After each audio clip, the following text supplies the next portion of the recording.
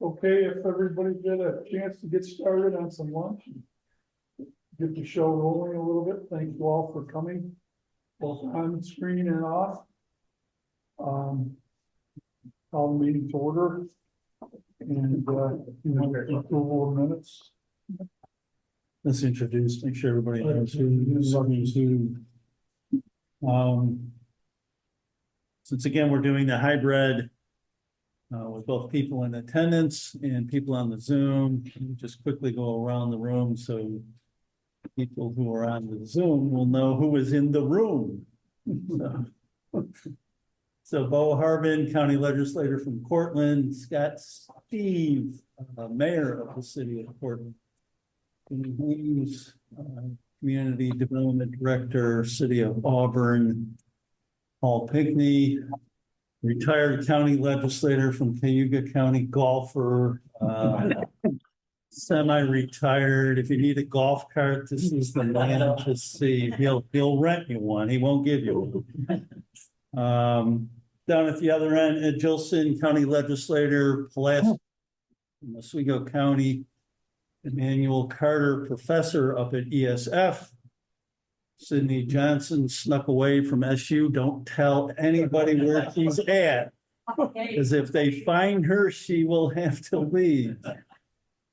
Patrick Clune, Village of Homer trustee, also a member of our executive committee. Melanie Velarde from Cortland County. She's the assistant county administrator, manager. You got so many hats, I can't keep track of it. And Kip Hicks, the economic development director in Madison County. And on the Zoom, we have Joe Starks and Mark Meyerhofer, who are from ECC. They'll be participating in the presentation this afternoon. Terry Terwilliger, Cayuga County Planning Director, now without a home. If anybody's been following the news over in Cayuga County these days, their county office building is shut down till at least mid to the end of August. So they're dealing some real problems. Al Beckman from Oswego County. And I believe there's some other names, but Bruce has walked away from his computer. Hang on one second.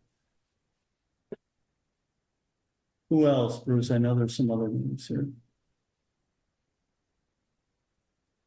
Okay, Dave Turner from Oswego County. I was with Dave yesterday at a presentation with the Micron Oswego County. Great presentation. Dave Knapp, who tells me he's out mowing hay this afternoon, but somehow he snuck away. Julie Abbott, county legislator here in Onondaga County over in the Skaneateles area. Tim Stahl, county planning director in Oswego County. So I think that covers it. And the Zoom. Don't forget me, Dave, Brendan O'Brien. Oh, Brendan O'Brien, there you are. That's why we're double checked the economic development director in Cortland County. David, I'm here, Marianne Messenger. Oh, thank you, Marianne, for speaking up. Anybody else?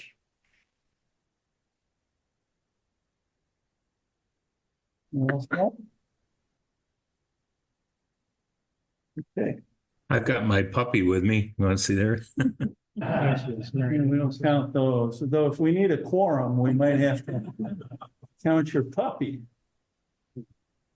All right. Dave, Pam Carefully. I don't know if you mentioned my name. We haven't yet. Thanks, Pam. Okay. Anybody else that we haven't noted? It's on the Zoom. Thanks, Pam.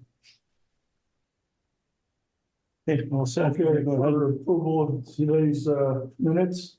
Everybody's had a chance to look. I'll entertain a motion, please. Nick, second. Patrick. Thank you. Any discussion, Isla, or anything? All in favor? Aye. Thank you. Passed.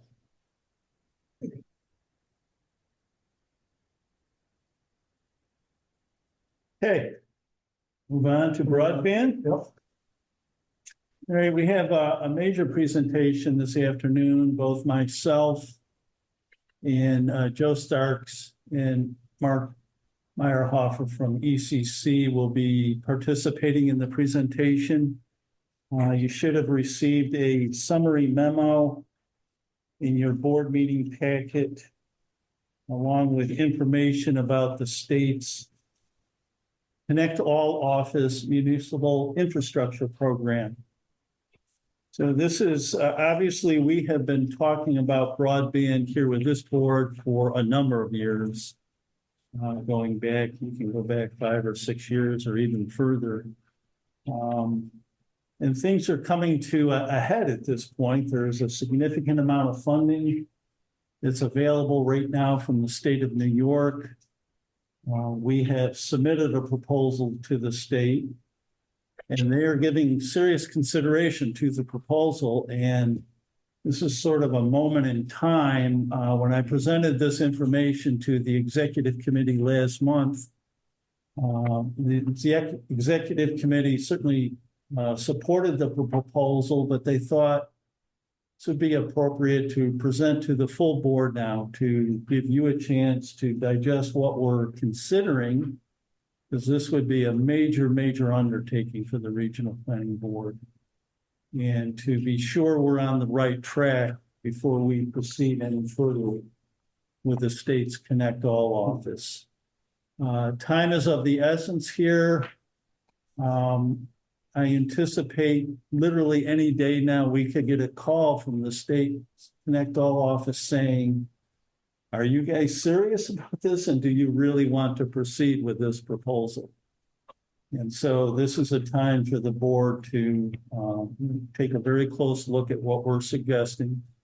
There will be a lot of questions that we can't answer yet, because if we do get a grant award from the state, you know, we would need the grant agreement to know what the obligations of the Regional Planning Board would be. So this would not be the last look at this project, but this is a very important step.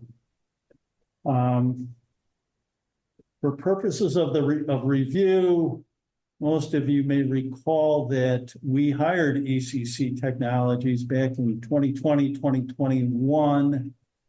I have the dates right, to actually prepare a study or a report that would inventory the broadband resources, you know, modern 21st century broadband resources that exist in our region, with a focus of where do we have service, and more importantly, where do we not have service in this region. And certainly Central New York is no different than any piece of geography in upstate New York where you could go across the country. And you get out in rural areas where you don't have as many homes, as many customers, you tend to find a lack of broadband investment in your community or in your region. But we were able to document that. What ECC did was literally put people in a car and they drove around outside of the urban areas in Central New York. So outside of the city of Cortland or the village of Homer, or certainly the city of Syracuse, pick your urban centers. But all of the rural areas, they literally drove those roads and inventoried and prepared maps for us that identified where we do not have service in Central New York. So we have a very good inventory of that information. Now, like everything in today's world, it all changes quickly. You know, since ECC did the inventory, broadband companies have been building out fiber in our region. So it's a bit of a moving target. But we have pretty good information. And what that study showed us is in Cayuga County, there are approximately 261 road miles in Cayuga County and some almost 2,600 addresses that do not have modern broadband service.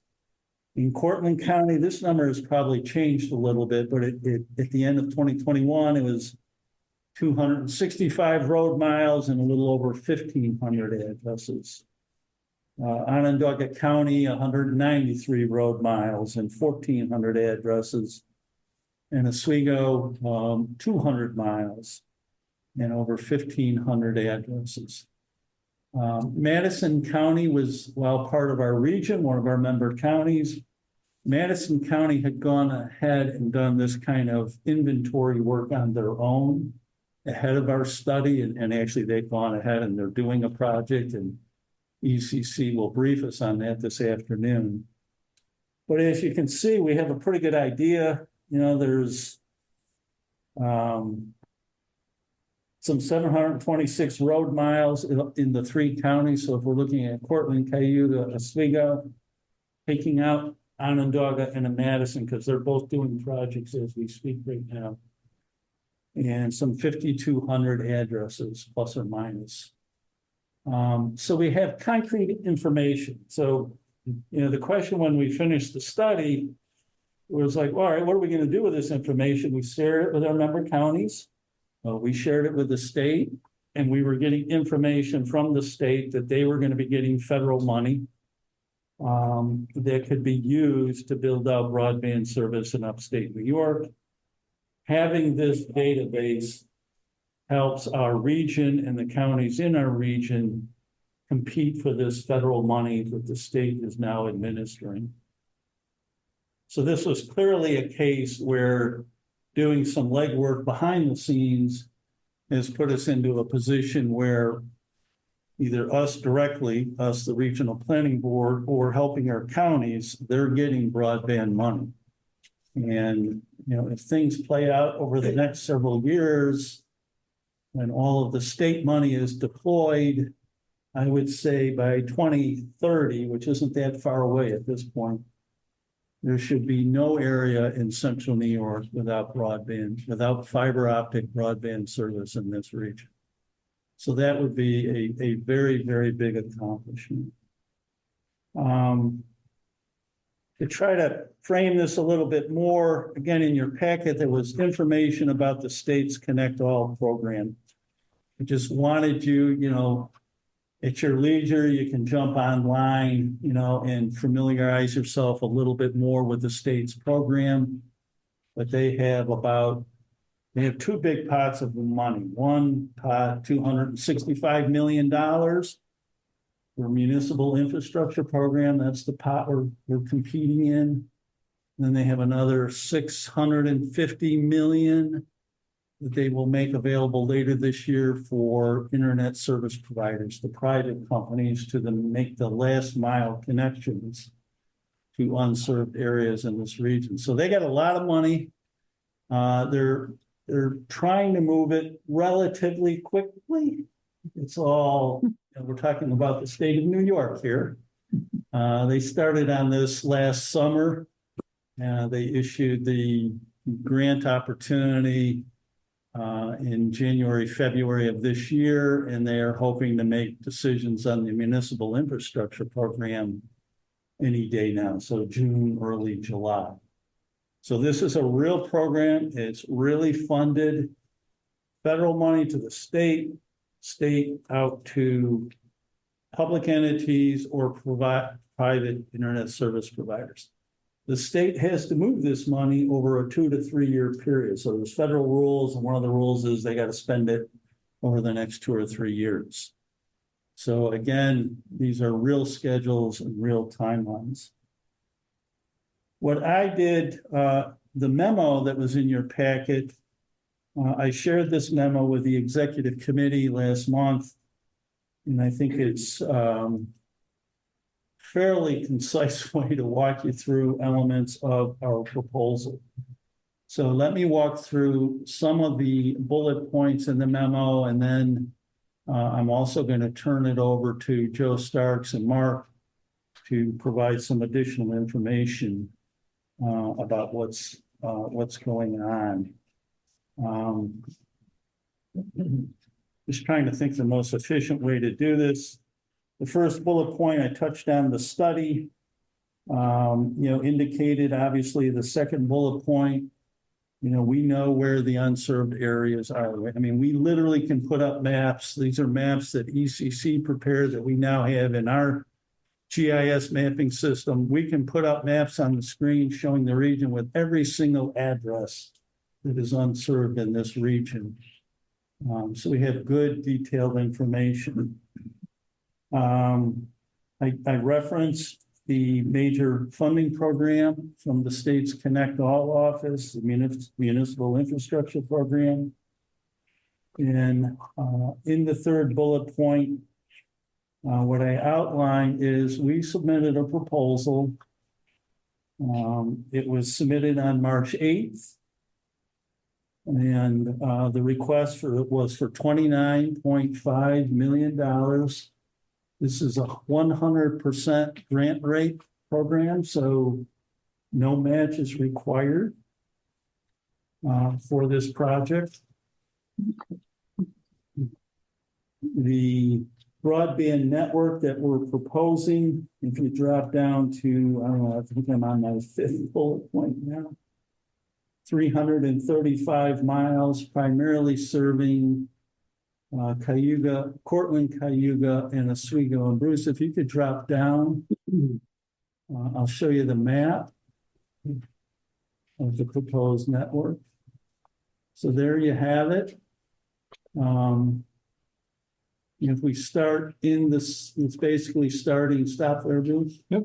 City of Cortland, and then going obviously west into southern Cayuga County, and then a spine going all the way up through Cayuga County. In this case, we're going south to north, obviously, and then sort of a curve and arc across Oswego County from, the Hannibal area up to the city of Oswego, across through Mexico up to Pulaski, and then curving to the east, over through Williamstown, and then the north shore of Oneida Lake.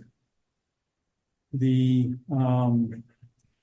one route you're seeing down through Oswego County, north to south, in yellow or tan, whatever color you're seeing, is actually fiber optic network that the Development Authority of the North Country received a grant from last year, and they'll be building that line north to south into the city of Syracuse.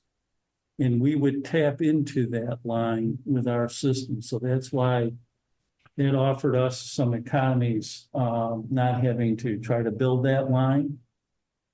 So what you're seeing, our proposed network, again, 335 miles, $29.5 million. And if we were to put up the, the maps behind us, I don't have this to share with you today, but, again, the route that we chose is to try to get as close to as many of the unserved addresses that we can in this region, and also as close as we can to what is called in the broadband world community anchor institutions. So municipal office buildings, schools, emergency service, fire departments, things of that nature influenced the route that was chosen for the CNY network, because they would, as anchor institutions, they would provide critical financial resources to support the operating cost of this network. The other relevant information, again, I mentioned that Madison County, they have a big grant that they got several years ago, so they're building out a robust network, so that's why that doesn't show up in our map. Not quite 100% grant though. Not quite 100%. Good point, yeah. Onondaga County started a project last year where they're building out broadband service in primarily southern Onondaga County and parts of the western, northwest area. So we don't have to try to serve those areas. And then in Cortland County, there are a number of internet service providers who are active in the southern portion of the county and the eastern portion of the county. So again, we're trying to be, given we only would have $29.5 million to spend here, but it costs, $85,000 per mile to build out broadband today, projected cost. And so this was what we feel is the most compelling route to put this network here in central New York. Let me stop there for a second. I thought it would be helpful for you as board members to hear from ECC about their work they're doing in other counties and other parts of the state to give you, I hope, a level of comfort that what we're proposing here is really consistent with what other regions and or what other counties have done or will be doing. And ECC has been in the middle of a lot of this for all of upstate New York. So Joe, why don't I turn this over to you and Mark can bring us up to speed on these other projects. Sounds great, David. I'll just do a brief update on what, as you said, what ECC has been doing here. We started this middle mile open access network plan or program across the country over 20 years ago. The Development Authority of the North Country is one. Obviously, Onondaga County and Madison County are two communities that we work with, but also the Southern Tier Network, Access Ontario, which is Ontario County, Monroe Net, Yates County, Erie Net, which is Erie County, that's under development today. These are all programs that we started, and each of them started from the same position that Central New York is in, quite frankly, today, with an assessment and then the development of a business plan, securing the funding, the build out of the network, creation of the partnerships needed to sustain these. And I'm happy to say that every single one of these projects that we've done is still operating successfully today, some over 20 years later. But what they've done in the communities has just been immeasurable. When you take a look at the Southern Tier Network, for example, which started as 3 counties and now has expanded to, I believe, 9 or 10 counties, but they've got over a dozen broadband service providers using that network to compete and provide services. They're using it to create jobs. And I should tell you the reason that network started was because it was perceived that we could not get top science talent to upstate New York because of the weather, because of a lot of situations. But the open access network and the access of high-speed broadband was very influential in being able to solve that problem. So I'm happy to answer any questions on that, but I just thought everybody should know that this is not something new.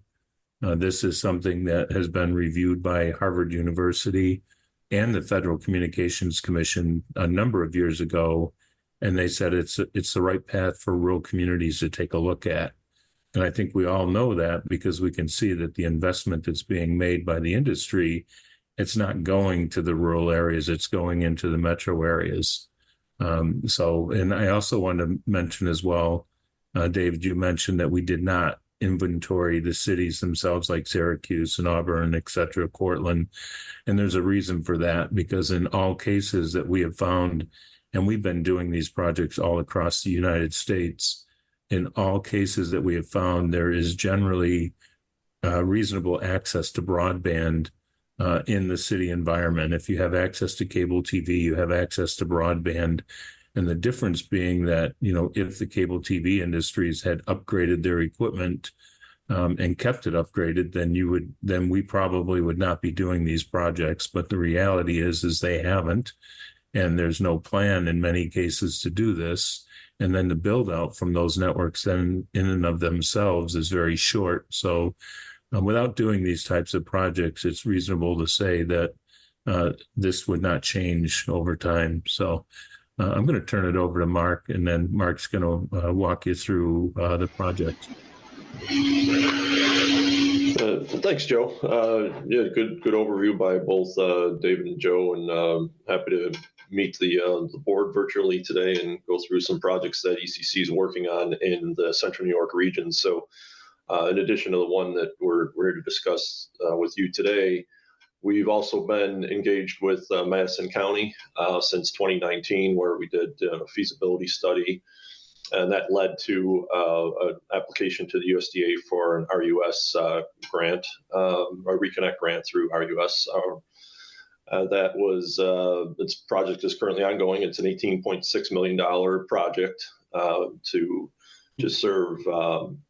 There's kind of two components to it. When you get into a Reconnect grant, you have the unserved areas, which is just over 1,000, almost 1,100 addresses. And then as part of that, you can also, although you don't get funded for it, you can also do served addresses to create competition, which, as Joe indicated, is sorely needed in parts of central New York and upstate in general.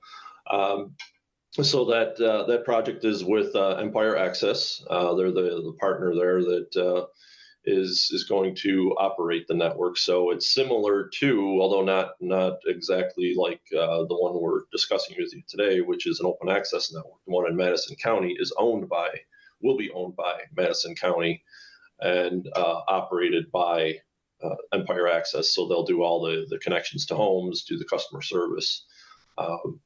But that's sometimes an attractive offer for ISPs, for a public entity to own it that way. That relieves the ISP from certain, tax obligations. So that one is moving along. Actually, the fiber is being strung this summer through the fall. So that project is on its way. As you can tell, these projects, none of them go quickly.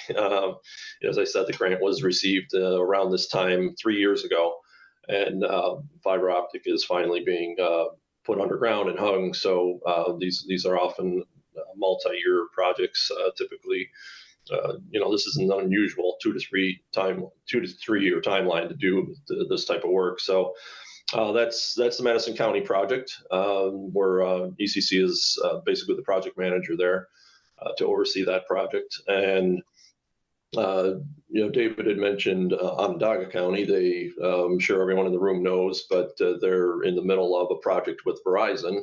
We also contracted with Onondaga County back in 2022 when they issued an RFP to ISPs to bid on. Verizon was the selected provider in that county, and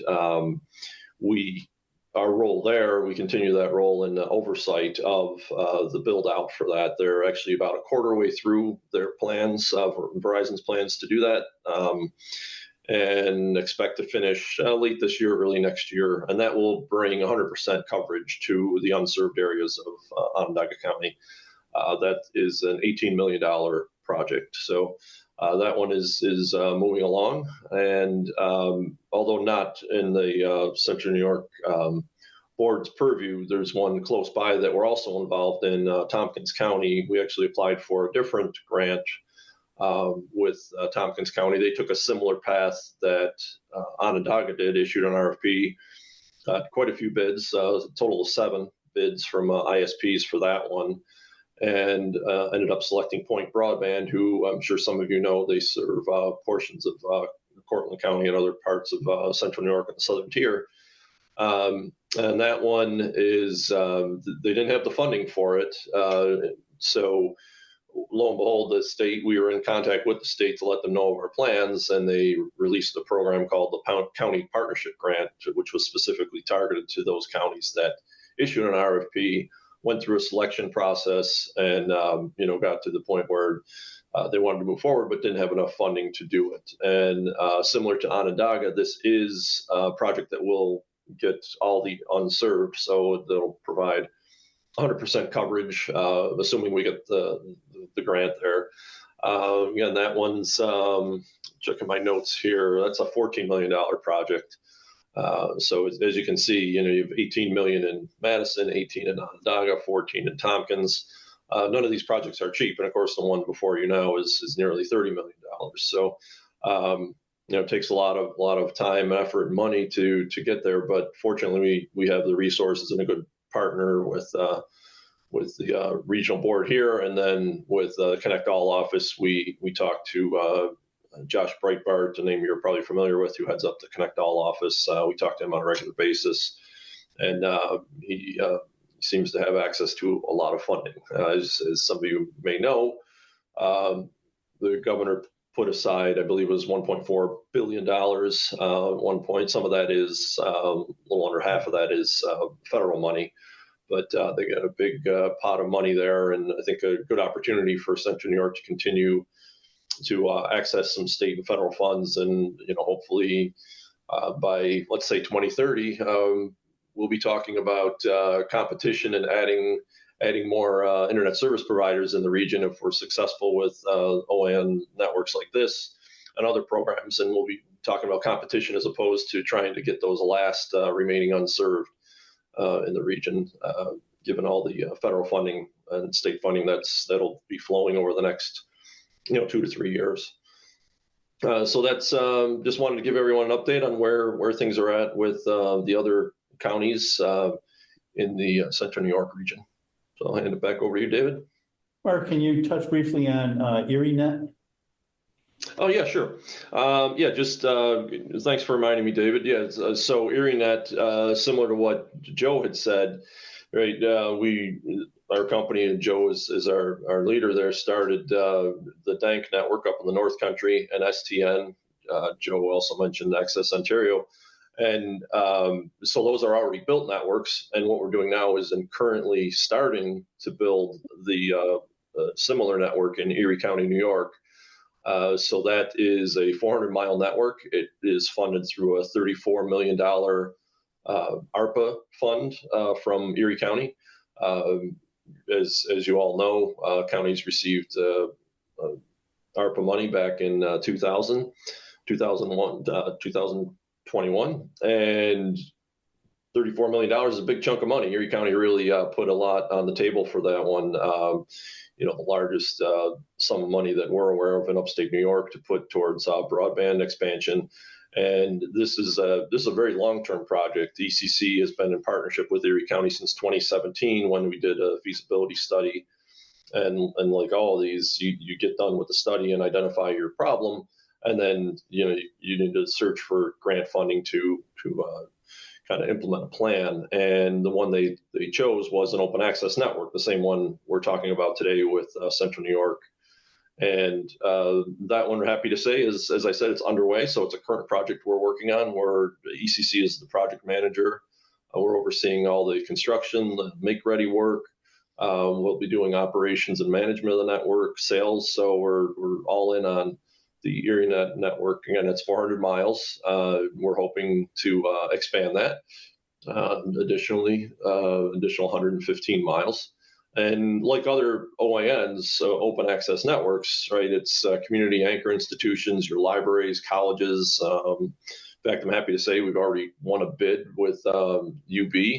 So we'll be providing services off this network there. So again, these networks can be very successful, as you've seen with both DANK and STN, Access Ontario, and ErieNet. We are confident it'll be the same thing, right? These networks tend to flourish once they get built and the word gets out. And so, as I said, community anchor institutions, colleges, hospitals, school districts, obviously municipalities, county public safety, and then residential, right? There's always a residential component, although that's typically a couple of years down the road when you start to see the residential hookups off these type of networks, and then more competition, more ISPs tapping into the network.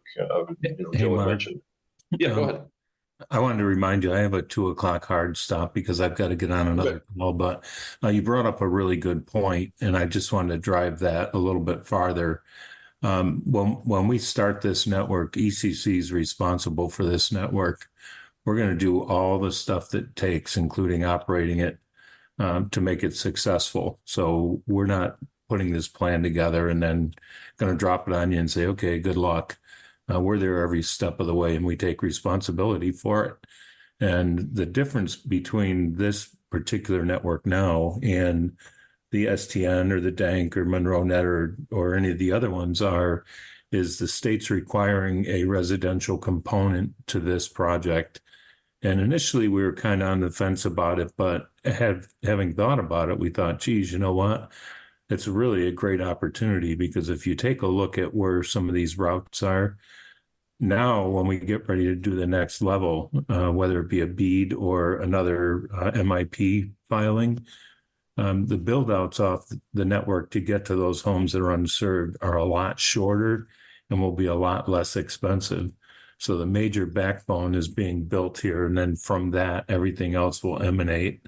So I just wanted everybody to understand that, and very important to know that, you know, we take responsibility for this, and we are going to be with you every step of the way until you throw us away, but that's not going to happen. Before, I know both Joe and Mark have a hard stop at 2. There's a lot more for me to present this afternoon, so hang in there.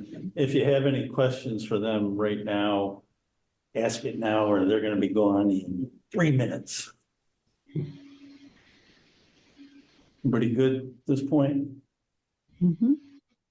All right, thanks, Joe and Mark. Appreciate that background. And there's also some information, I don't know if Dave Turner, I know Kyle's on the phone from Oswego County, but there's also a project proposal coming together in Oswego County that ties into our project, and I'll come back to that in a few minutes, Kyle, just to give you a heads up. If we could go back, Bruce, no, stay in the PowerPoint or in the memo.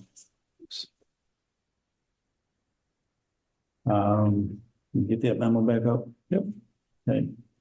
I just want to give you, some of a little bit more of the detail of the proposal, and really the major issue we're wrestling with right now with the state's Connect All office. So again, $29.5 million cost, 335 miles. And you saw the major routes through Cortland, Cayuga, and Oswego County. And then we have service, obviously we loop back into Onondaga County. And if we're successful, we would probably also pursue some money just to have one main line going out to tie into Madison County's project. But we ran out of money, and we think that would be a play to the state. If they award us the grant, we come back to them and say, hey, don't you want to tie in Madison County as well? So that would certainly be part. We submitted the proposal, and as I noted in the memo, the state came back to us and said, hey, we like your proposal. It was on April 12th. The formal term they used, conditional funding reservation, which really meant, okay, you made the first cut. We're under serious consideration, but there are a number of other proposals that are in the same boat, and they don't have enough money to fund all of the proposals that made the first cut. So we're not there yet. But that was a big step, obviously. They came back to us with about 10 key questions. 8 of the 10 were technical questions that ECC was able to answer in terms of the technology and all the whiz-bang stuff that goes with a broadband system. But then there were 2 key questions on the finance side that are really where we're at right now, and which could be a stumbling block. This is a standard ESD grant structure. So yes, it's 100%. I pointed to Kip because he knows the ESD world all too well. But it's reimbursement. So you have to complete portions of the project, and then the state would reimburse the regional planning board as expenses are incurred. And it would be structured so that they can easily measure physical progress made on the project. So since it's a reimbursement, the challenge back to us from the state is, well, you, the regional planning board, would have to prove to us you have the interim financing, the construction financing in place to cover the cash flow requirements of this project as it's built out. And as I discussed with the executive committee, I kind of chuckled a little bit. On a good day, we might have $200,000 sitting in our bank account on a good day. So the ability to cash flow a $29.5 million construction project, we don't have that kind of money, and we don't have any assets that we could use to secure, a sizable construction loan from a bank. So it was like, well, what do I do now? I got the state interested. I don't have the interim financing. So the obvious choice was, well, maybe our counties, our member counties would step up and help us meet the interim finance requirements. And what you see in the memo, 2 bullet points. One, I'll come back to this, potential financing from Live Oak Bank down in North Carolina. Scroll down, Bruce. Okay, stop there. Let me come back to that. But the major idea, the major approach is to try to put together $15 million of interim financing. So yes, a $29.5 million project, obviously we don't incur all those costs day one. So as we incur costs, we submit a claim to the state. They reimburse us maybe 3 months later, maybe 6 months later. We all know it can take time.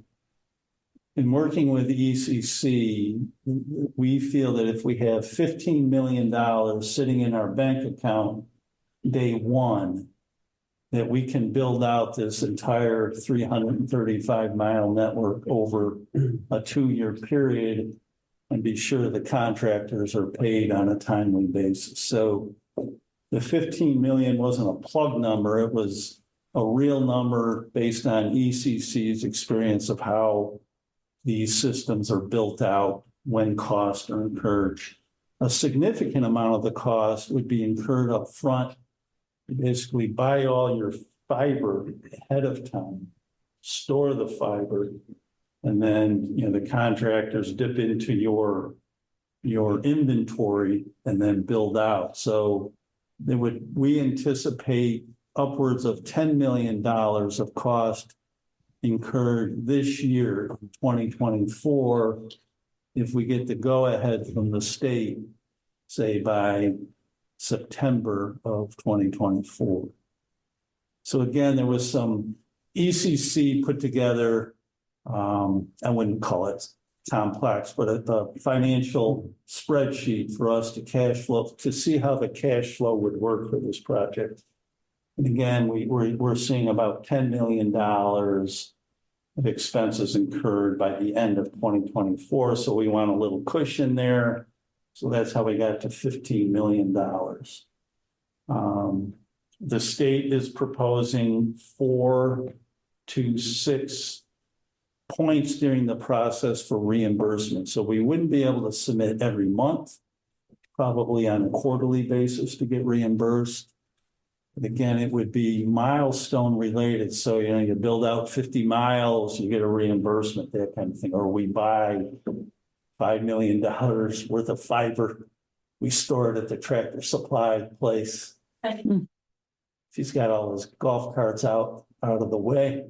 But that's what we're looking at for the interim financing. So then the question is, well, how do we divide up the interim finance requirements for the project? And we see the proposal. You could scroll down just a touch, Bruce. It's up there. So we took the 335 miles. How much is in Cayuga County? How much is in Cortland? How much is in Oswego County? There's a little stretch in Onondaga County that goes from city of Syracuse out to Cayuga County to make, this is a technical thing, the physical connection. So you have some redundancy. They call them rings, fiber optic rings. So we do have a stretch. Because I was not certain, still not certain, whether Onondaga County would be willing to pay for that transmission line, because they're doing their own thing right now. We took that stretch of the route and prorated among the 3 counties. So that's, you're not seeing all of our calculations here. But the bulk of the proposed network would obviously be in Cayuga County. And so we're allocating of the $15 million, a little over 46% to Cayuga County, a little over $7 million. And then you can see the rest of the calculations, a little over $3 million in Cortland County, almost $5 million for Oswego County.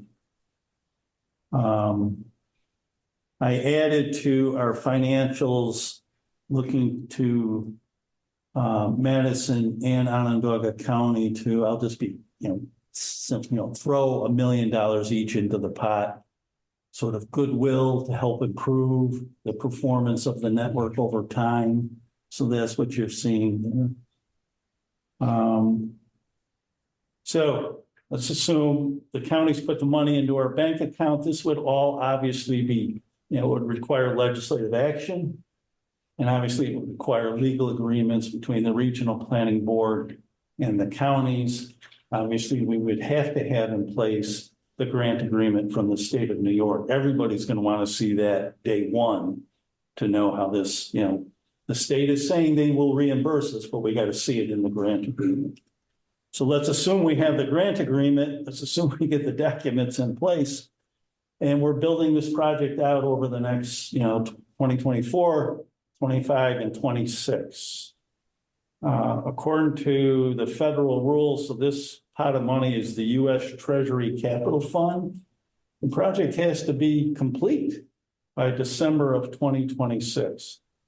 That would be very ambitious to build out this 335-mile network. My guess is if we've made sufficient progress, there will be an extension on that deadline, but for purposes of our application, technically it can be done. ECC has said we could do it, but it would be challenging. So we put the money out, we get money back from the state. The county money, it comes in day one and it stays in our bank account till the project is completed. Upon completion, let's say it's completed in December of 2026, we submit the final reimbursement request to the state. Let's say optimistically, April of 2027, we get the final reimbursement from the state. We would then cut a check to each of the counties that put money into the project. And what we're proposing is, if you're the county, okay, pick your county, where your county had, you get 10 of the 15 million that you put in by, let's say, April of 2027. That's the reimbursement from the state. But the other twist with the state is they said, not only do you have to show us you have your interim construction financing, but you have an operating reserve fund. So as you build up revenue, as you get customers, and that's going to take time. And they want to know you have money sitting in a bank account to cover you got to staff up for this project, the operating side. So you give us 20, you give us 15 million, you get 10 million back, you'll leave 5 million with us. And we repay that 5 million to you over a 5-year period as we get customers and start to generate revenue. When it's all said and done, you get all of your money back. 10 million, in the April 2027 period, and then go forward over a 5-year period, we're paying the remaining $5 million back to you. That's the proposal in a nutshell. Are there risks to the counties if you lend the regional planning board the money? There's 2 risks that I see. The construction risk. We have to complete the project in order to get the reimbursement from the state. That's a real risk. We feel we've mitigated that risk to some extent by the plan to retain a firm like ECC that has done these kind of projects all across the state. Then obviously we would go through a contractor selection process, qualification process, to try to mitigate risk there as well, hiring a qualified firm. So that's sort of the risk on the 10 million bucks. On the 5 million that you would leave in our bank account for the operating reserve fund, our ability to repay that to you would be tied to getting customers who would sign up for service. Not individual homes. These would be anchor institutions and the internet service providers. The companies are going to want to tap into our backbone network. They'll pay us a fee to be able to tap into that backbone network. So again, based on ECC's experience, they think we could repay the $5 million in 5 years or less. But there's a risk there. There's a market risk, whether we could get enough customers to sign up. We have certainly, in evaluating this and discussing it with ECC, with the State Connect All office, and certainly with the executive committee, you know, what we touched on earlier, and we have two great examples, the Southern Tier Network, it's a regional project, and the Development Authority of the North Country. Southern Tier Network was the best example because it was initiated by the Regional Planning Board, Southern Tier Central, based in Corning. This goes back at least 10 years, longer than that.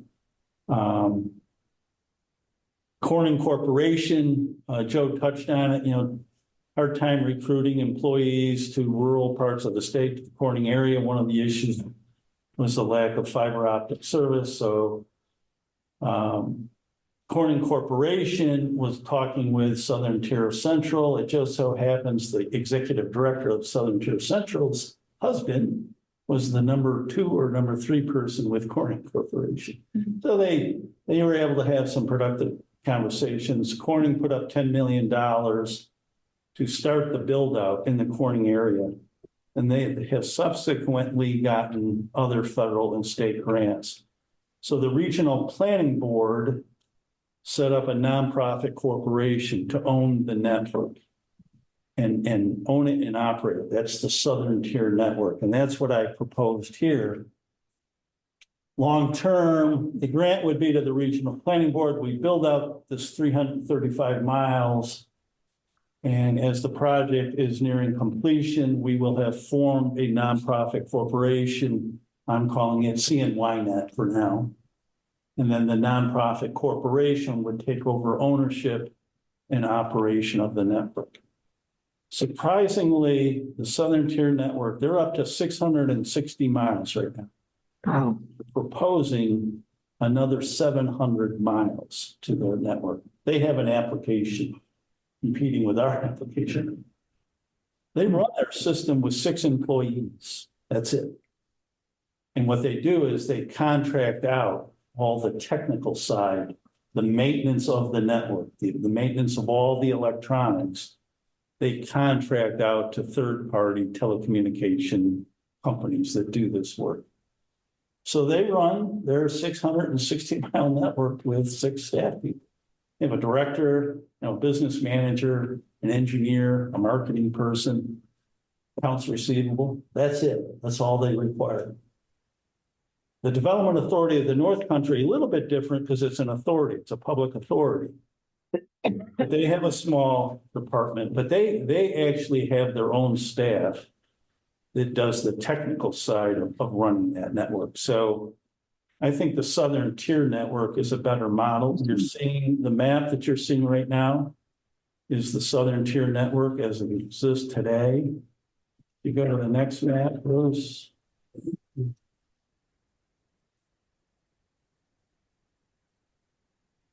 That's the Development Authority of the North Country's network in red. So that's 2,200 miles that they have built out over the last 20 years. Yeah. And there's a third map I wanted to show you that shows the relationship of our what would be our 3 networks. So there you see it. That's the Southern Tier Network. Central New York in the middle, Danks Network, obviously in the Adirondack area. And then what you're also seeing, this was some work done by ECC, how Southern Tier Network could tie into the Rochester area and then tie in obviously over to Erie County. This is a map that was in our application. This is a piece that the State Connect All office is very interested in. So in the technical broadband world, if we can connect the North Country to Central New York, to Southern Tier, and across to Erie, Monroe County, that would give upstate New York one of the strongest broadband, fiber optic broadband networks in the country. And that's not hyperbole, that's just the facts, which would obviously put us in a very, very competitive position when you're talking about not only business recruitment, but employee recruitment. So I think I've covered it all. Dave, how are your preliminary discussions going with the municipalities on their $15 million contribution? It's gone well. I'm presenting tomorrow at Bo's invitation to the Cortland County Legislative Planning Committee. I purposely did not reach out to any of the three counties when I submitted the application because we've been talking about something like this for 3 or 4 years. And I thought the county's response would be, well, let us know if you're getting anywhere. So when I got the call from the Connect All office that we got conditional funding reservation literally the next day, all three counties. And the conversations have been, I would say, positive. They have been positive. Everybody's now, well, how would this really work? How would it be structured? What would, everybody wants to get into the weeds immediately. We simply can't do that yet. It would all have to happen very, very quickly. But the conversations have been positive. I think what the state is going to do, if we make the second cut, I think there's 3 cuts here. We make the second cut, which let's say by the end of this month, I think we should know if we made the second cut. I think they're going to say to the regional planning board, all right, you got a month to prove to us the counties are going to provide the interim financing. Not money in the bank, but legislative action saying, yes, we will provide the interim financing. So, candidly, I'm always optimistic, right? But when I reached out to all 3 counties, I'm like, well, this may be the end of the road. But the counties, they're all interested. And Dave Turner, are you on the line? I am.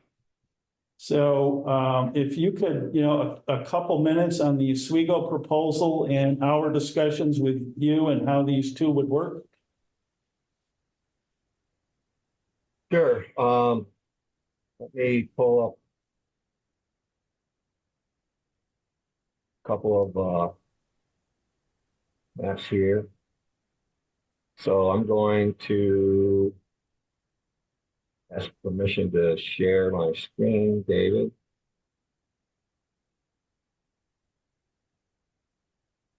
We have to give him. Yeah, I'm not seeing it come up yet. Hang on.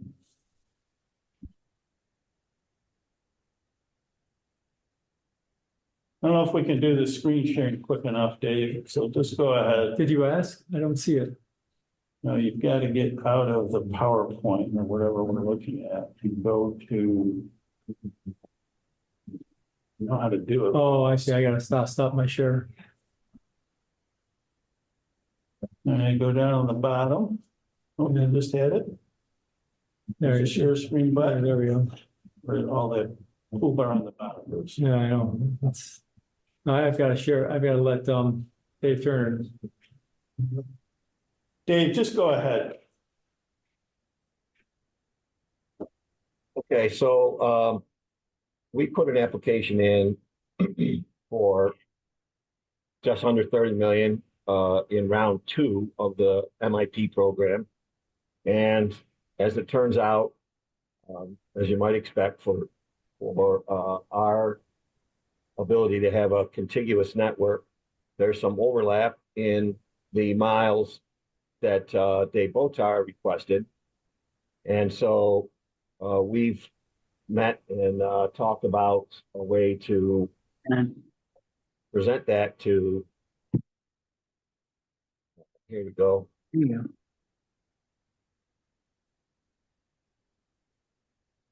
So here's our route. And go back to 1 second. This is Dave Botar's Central New York route, including the dank in brown here. And then We're not seeing that, Dave. hang on. We're not seeing the second map. in the third one, Yeah, sometimes you gotta close out one map to get to the other map. Let's not get hung up on that. Just leave that map up, Dave, and just go ahead and finish. all right, There you go. Now you got it. this is a route, this is a map that shows the Oswego route was in green. The CNY route was in blue. Where you see the red is where we overlapped. And by coming up with a sharing agreement of some strands of fiber, we save money on our build by not having to duplicate the red lines that CNY would build. That then allows us in the yellow to build additional miles. And bottom line is that with the same amount of grant money that we both applied for, we'll be able to reach an additional about 3,000 addresses. Or if you narrow it down to just served and underserved, around an extra 100 or so unserved addresses by utilizing 2 grants, but cooperating on the bill. So we're hoping that Connect All will find this an efficient partnership and that we can put something together and that we'll both be fully funded. Thanks, Dave. So in our funding request to Oswego County, Dave is talking with the county administrator and his staff about how these 2 projects would be coordinated. There wouldn't be a duplication. So, Oswego County would have to be putting up interim financing for their own project, but also putting up interim financing of almost $5 million for our project. Other questions, other thoughts, suggestions? Yeah, I know it's probably a little bit in the weeds, but, looking at the project as a whole, it's 29 million to fund the project, right, to get it going. It's a big chunk for some of the counties to jump off of, but I just did some quick math. If you split that even in half, then you would, that would be a 7.5 and then a 500,000 from Onondaga and Madison County, that would give you 8.5 to work off of. You're still turning that on a $29 million project 3.5 times. You would have to seek application for payment 3.5 times, which should be adequate. And if that was submitted that way, it would be more palatable for everybody to do. And you could invest that in a NI class, let's say, an account that could be separate and be shown. And if you did that initial project, you would still have that operating cost, be able to turn that. You would earn that interest that could be earned could be held for your capital costs estimated out in a 3-year period of $300,000. You would have that as your starting point to do that and no additional cost to them utilized for that capital project. Yeah, you are in the weeds. And but I think it's, there's a lot, right? What I'm focused on right now is trying to present as simple a financial cash flow model to the state as we can to keep them at the table. So there's kind of, typical grants work. If we get a grant award from them, then we would sit down and look much more closely. If you're going to tell them you're going to give 15 million, out in 15 million instead of 8.5 million, and it still works, you don't give yourself stuff to happen. Right. Not commit to more that's not needed. Yeah. That's the only point I was trying to. Right. Yeah. We were tweaking it, it was really that simple. We got $10 million out by the end of this year. Then it's like, well, when can we get the money back from the state? is it really April? It's probably more like July of next summer, in terms of reimbursement for the state. So it's just having enough cushion there. If we try to get too, I wouldn't call it sophisticated, but fine tune this too far, then I think we will get caught in terms of the reimbursement schedule from the state. When the money would actually come into our. But that's into our part of it, bank. is you're making them commit to making that turn. Yeah, well, You're saying, I'm gonna yeah, make that that's, turn. we all I've know, done it twice. we can't make the state commit. We can't make the state commit. The state is gonna be like, hey, but that's, I mean, can we down the road? I don't know, after the fact, we got the grant award, they're gonna expect to see $15 million in the bank. It's probably problematic at that point. But I get your point. There's a more, If you think you need, we can always go the other way, but if you commit yourself to that, you can't go back. no, you can't. That would be, that's my only discussion, and No, you guys.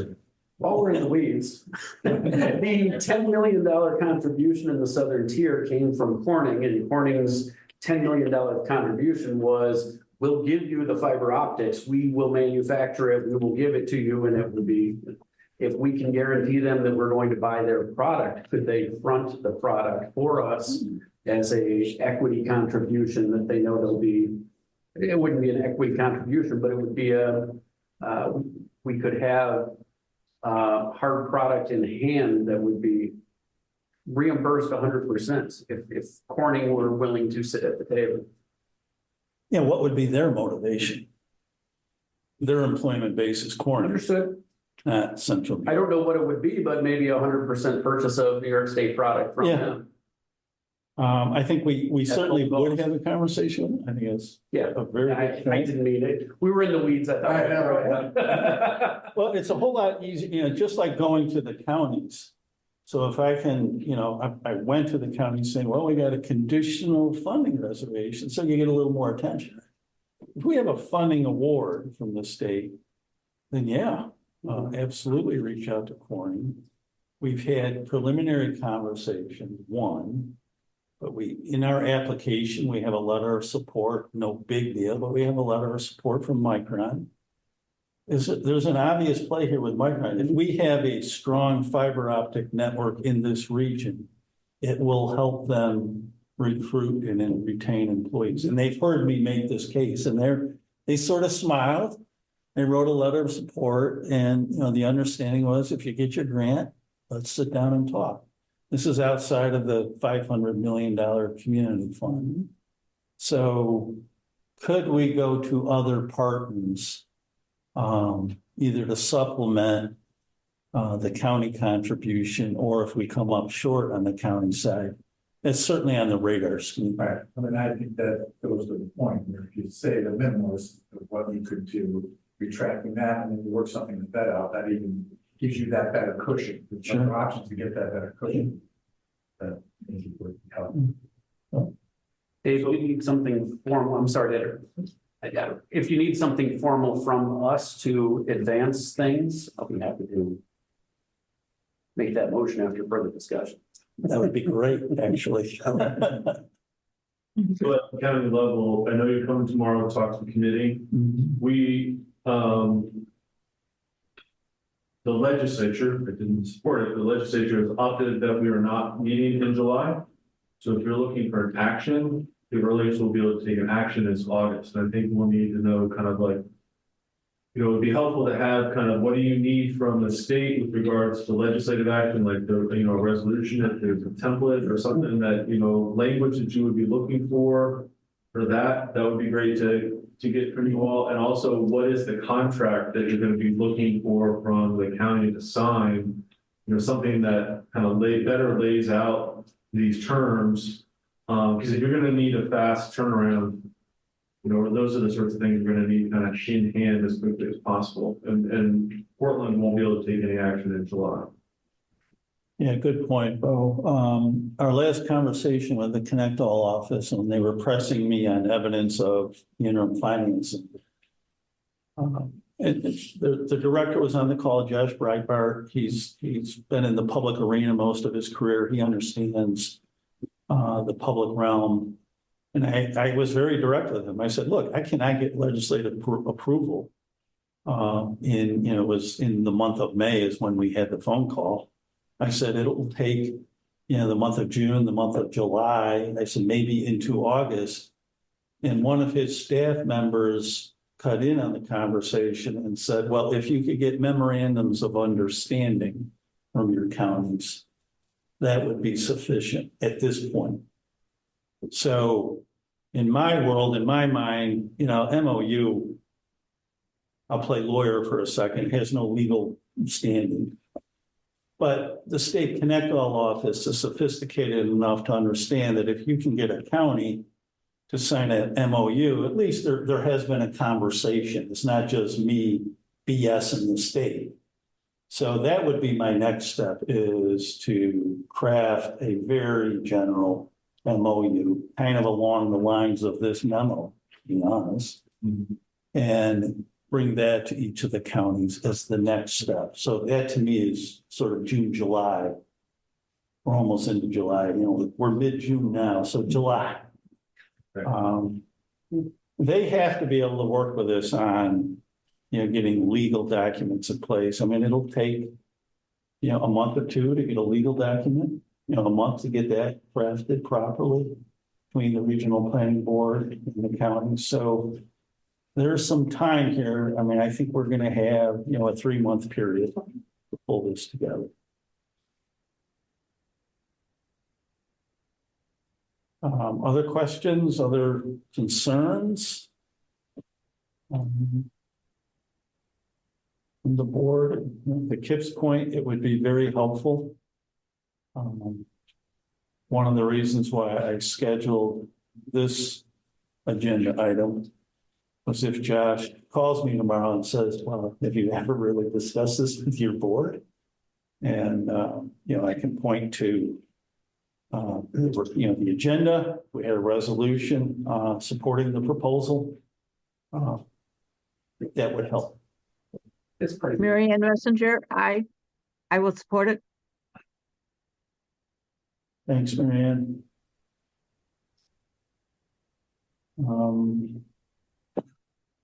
I recognize this would be a big undertaking. I said that at the beginning today. I think we can do it. I think we got the technical resources. We have enough partners, Southern Tier Network, DANK. We have counties that have done this, so we don't have to do it on our own.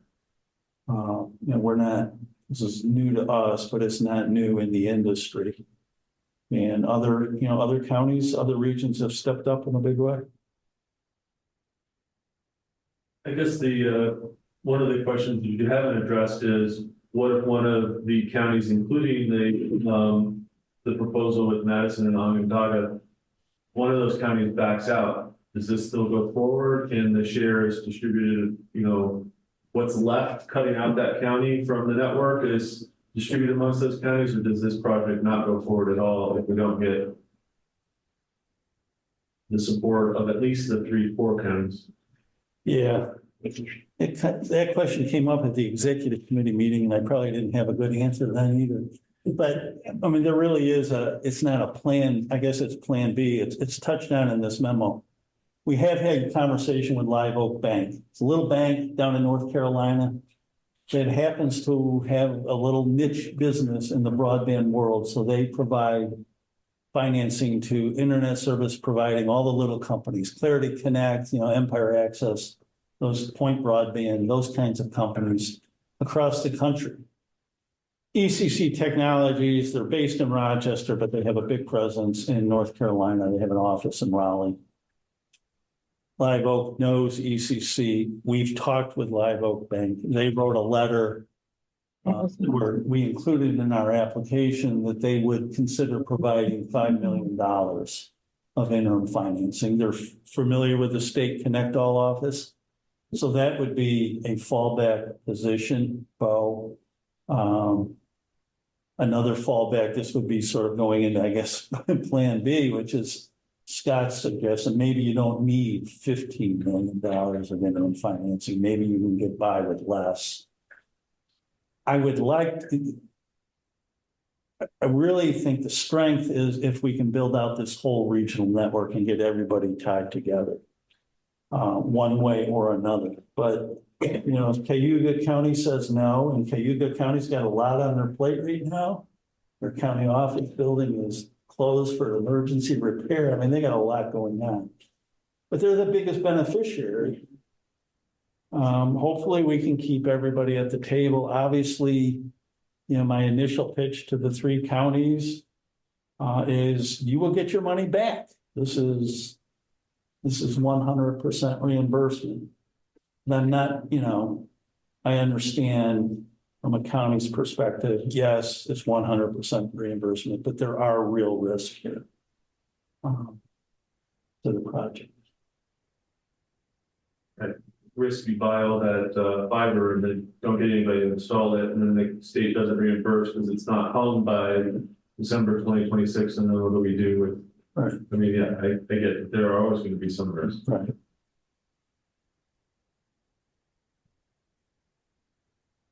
Other comments, Paul? You've heard this whole thing. Pam, you're on the line, I think, still. From an executive committee perspective, Mary Ann spoke up. I'd like to proceed. I mean, I'd like to go the path that you've talked about and see what we can do with our county and the people in it and get some support for this. So, Be ashamed to pass up the opportunity and not at least try to make it. right. Yeah, we'd be foolish if we didn't. Yeah, it's just, you know, almost $30 million coming into the region, 100% grant.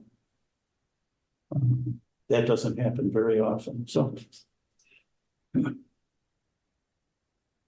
we have successful models all around us of this same sort of program. You know, Southern Tier, Erie, I mean, there are others. This isn't just we're going to be the first and we'll see if it works or not. Yeah, exactly. This is a proven model for New York. And it's helping improve access in our rural communities for sure. And we're seeing that in Southern Tier. And your maps didn't show the additional 600 miles that Southern Tier is building that's going to fill in the green all the way over towards the Catskills. So they're really going to stretch, you know, well across the Southern Tier region, Southern Tier 8 Regional Planning Board is working on as well. So there's a lot to do to connect Absolutely together, and this will be a key part of that, really mapping the state all together, knitting it together, as opposed to having these pods in different locations. Yeah, I think that's a really important point to reiterate. The Southern Tier Network has their existing network, 600 plus miles, but they are seeking $30 million from the state to build out more of their network. I can't imagine they would be interested in doing that if they weren't signing up customers. So we know they're getting customers. We know the internet service providers that are ready to tap into their network. In our case, as part of our application, we had to demonstrate to the state that we do have interest from internet service providers. And Point Broadband, Empire Access, Spark Fiber, I think they're called. There's 4 or 5, you know, there's about maybe upwards of 10, I would say 5 of the smaller internet service providers. Northland Communications, that's another one. So you got Northland, Empire Access, Point Broadband, which Point Broadband's very active in the Carolinas and the South. They bought Clarity Connect, so that's a name you might know, like over in Cayuga County, Clarity Connect. New Visions. So there's about 5 of the smaller ISPs that are very interested. If we build this backbone, they will get the last mile service to the residences. Because we're picking up $30 million of cost that they can't, doesn't make business sense for them. So the little guys are ready. You know, obviously Spectrum Spectrum's not thrilled with all of this that's going on in their entire network all over wherever they are. Verizon just does their own thing. They will not tap into someone else's network. However, they're structured technically, they don't want anybody else to be able to touch that network. What we've seen already in Onondaga County, so Verizon is building out in southern portions of Onondaga County. We had an employee, Jeannie Gleisner, who just retired. She lives out in the hills of Lafayette. And Spectrum was, nearby. We prefer God's country. We prefer God's country when you're referring to Southern Onondaga County. Thank you. God's country, and now with broadband, now it's really God's country. There you go. So she was never able to get Spectrum to build up her road. They were like 2 miles down. Last year, I think it was last year, yeah. Verizon, no, it's this year. Verizon's building in her area. Verizon's truck on the next road over, the next week, she gets a call from Spectrum. Hey, what service? So that element of competition in the marketplace is not an insignificant thing here. This federal money building out this infrastructure is not only going to get service to unserved address, but it's going to get real competition into the marketplace for broadband.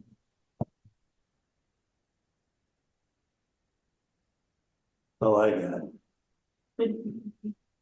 We could get a motion. I'll make a motion that we accept the proposal as outlined in the memorandum. Second. Second.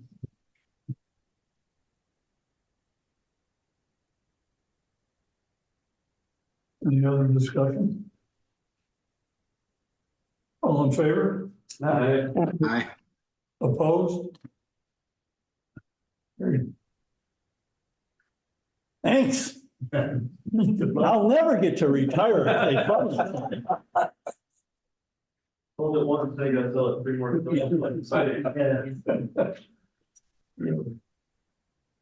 We're getting late.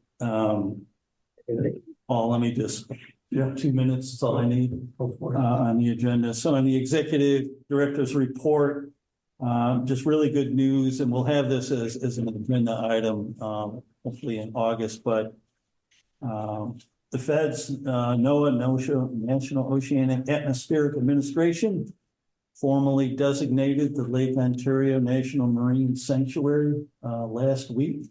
That is really big news, great for the region, great for tourism. This is a project that Oswego County led. Phil Church, Dave Turner, Kyle, group of staff in Oswego County working with Cayuga County and Jefferson County. Was a real team effort. And this is there are only, I believe, 16 national marine sanctuaries in North America. And we have one of them now.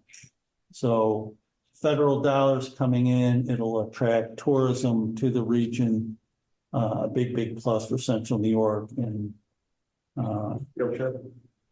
Excuse me? Field trip. Field trip. So just good news, and we'll have a formal presentation on that in August. I believe there's actually a ceremony that'll be in the city of Oswego September 6th. And I'll get that information out to everyone, but that's a real big deal. And then our forestry grant, you remember we're supposed to get a $9 million grant, right, Mike? We're getting closer. Yeah, we're getting every day. We're waiting the actual grant award. Mike and our staff has been sending more information. We should be getting the formal grant award, I would say, in July. And then we'll be looking to all of you to help us plant 10,000 trees in Central New York over the next 5 years. So that is proceeding. Then the next executive committee meeting, July 31st, and then board meeting, August 28th. We do have National Grid lined up to talk about their big $4 billion build out improvements to the electric grid in upstate New York. And then possibly a presentation on the NOAA project and maybe more on broadband. Good. Thank you for coming. I'll take a motion for adjournment. Second. Second. Thank you much. Safe travels. Thank you for everybody on the Zoom.